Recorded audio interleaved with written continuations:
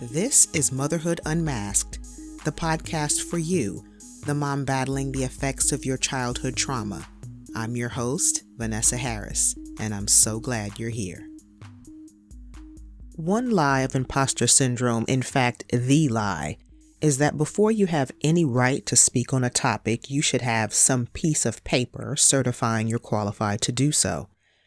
And while it is true there are fields where someone should not be giving advice if they are not trained, there is something to be said for the school of life and having gone through an experience or set of experiences where they have become your teacher. And if it's true, as I often say, that mistakes are learning opportunities in disguise, and if it's true that what happens to you can be made to work for you, then that means there's an opportunity for those encounters to teach you about who you are and who you can become. And with that, you absolutely have the privilege of sharing that information with others, because the things that you go through are not just for you. As I've said before, you are made for community. We like to think of that in terms of cheerleading sessions focused on celebrating the highs, but there are others, especially in your support circle, who benefit from your lows. The experiences you learned in your lows that you share with someone else, so she doesn't have to go through what you did. It's what you do with your children. You teach them out of your experience because you know they are going to make mistakes, but you want them to make new ones while learning how they can avoid yours. And so when you think of your journey to healing from childhood trauma and present-day traumas, it's not that you have to arrive before you can share what you've discovered with someone else. You can share it along the way. Because you're not telling it from a standpoint of, I'm good now, I have it all together so I can tell you what to do. No, you're offering it as a heads up because you're a little further down the road than her. So you can tell her where the speed bumps are and the stop signs you ran through because you didn't see them. Simply because you're further down the road than her, even though you're both still on the journey and have not reached your destination. There's a guy named Simon who was famous for running his mouth. He was always the first one to answer a question, to offer his opinion, and to make glowing declarations of loyalty. And one day his esteemed friend said to him, and I'm paraphrasing, "Here's the thing, Simon, something's going to happen to me that will challenge you to show up like you're promising, but you're going to let me down and act like you don't even know me. And when you realize there's a guy in you who's different from the guy you claim to be, it's going to rock your world. Shame will so overwhelm you, you're going to fall off the grid. You're going to walk away from me, this band of brothers, and everything we've built together. But I'm praying that won't be the end of your story, Simon. And when you heal from the trauma of it all, I want you to come back and strengthen your brothers." When I think about that exchange, I think about you. Maybe you didn't betray someone and traumatize yourself in the process like Simon did, but we all run into something that traumatizes us. You and I ran into it when we were kids. And the idea is, now that you're facing it, you will not stay the same. You're not going back to who you were before the trauma. You're becoming the person you were always meant to be. And as you head toward that person, your next move is to share what you've learned with your sisters. Why? Because you'll be strong enough to do it, and they need to hear it. It's what we do in the group of women I met almost 20 years ago. When we bounce back from a setback, if nothing else, we share the life lesson with each other in a group text. And it never fails to be exactly what some of us needed to hear. The event or the ongoing trauma that labeled you worthless, insecure, and broken, the identity like a mat you once rested on, you'll eventually have the strength to pick it up and carry it. Then you can hold it up as a part of your story, not what defines you. The trauma that was once larger than life to you now fits in your hand because you let it grow you along with the courage to share what you learned with others. So don't minimize the importance of your healing journey by thinking it's just for your benefit. It's bigger than you. And sharing dispels the narrative that you are a victim. Something you once thought would be the end of you now becomes an opportunity to give life to someone else.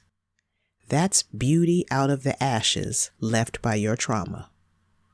At some point, you'll run into a woman who's not as far down the road as you. She'll tell you what she's going through because she senses you'll understand. And you'll be equipped to encourage her with something you didn't have in your tool belt until a few months ago when somebody shared it with you. And just like in the movie Pay It Forward, you have the privilege of passing it on. You're not trying to fix anybody, you're not a therapist, but such as you have, you give to help a sister out.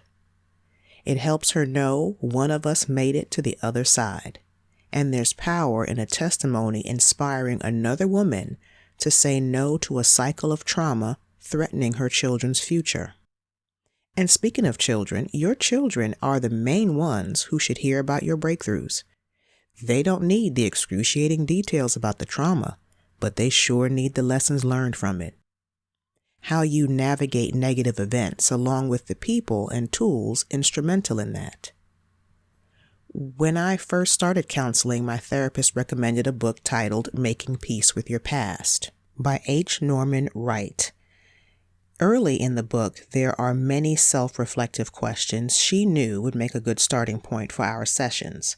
The book helped me tremendously, but what I found frustrating was how difficult it was to answer several of the questions because I'm so far removed from the memories of the wounded little girl who it turns out has been in the driver's seat much of my adult life. And that's a big reason, aside from the book being so insightful, that I bought a copy for everyone in my house. Because why not give my children the tools to process baggage they've already picked up while it's still fresh in their hearts, rather than waiting till they're down the road crushed by the weight of it all? They need to know what to do with their pain now, and I'm grateful I could give them a resource that makes their road to freedom shorter than mine.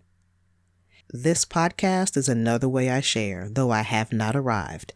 I still have therapy sessions, and I am a work in progress just like you. There are things I notice in my responses to my children, and I think to myself, where did that come from? Then when I unpack it, I realize it's residue from my own childhood trauma that I need to confront with curiosity. And many of the gems I've discovered, I've shared with you. Because my passion is for moms to own their legacy. Your sphere of influence shaping the lives of those shaping future generations. And that's heady stuff. It's true for you, no matter the details of your past or your present feelings of unworthiness. So sharing is serving, and there's nothing imposter about that. Now, it's up to you how much you share. You don't have to start a podcast. This podcast is another expression of my call to support the health of families.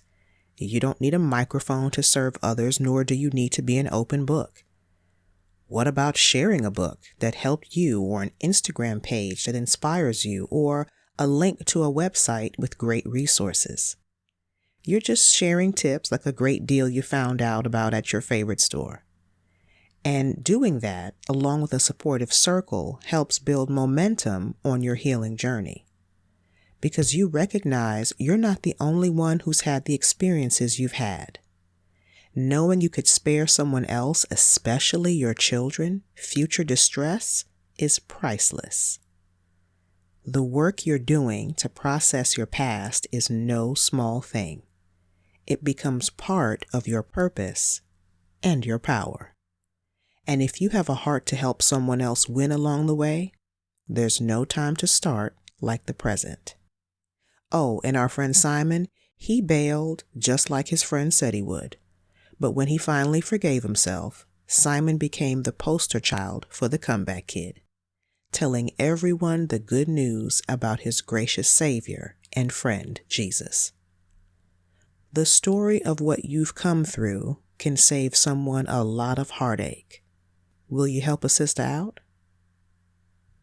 Well, I trust this episode inspired you to be the blessing you are. If so, I'd love to hear how in the comments at motherhoodunmasked.com/episode 69. That's also the link where you'll find the homework if you'd like to go deeper. Until next time, Mama Bear, share the show with moms you know, and please remember, when it comes to you being the mother of your children, you are the woman for the job. Take care.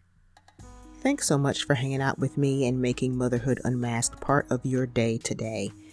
If you would, go ahead and hit the follow or subscribe button so that you know when new episodes air and so that other moms will be able to find out about the show. Motherhood Unmasked is brought to you by Vine Life Faith, where we're breaking negative cycles and building healthy community through connection with Christ. VineLifeFaith.com. The views and opinions expressed in this podcast should not be taken as medical advice. The content here is for informational purposes only, and because each person is so unique, please consult your healthcare professional for any medical questions.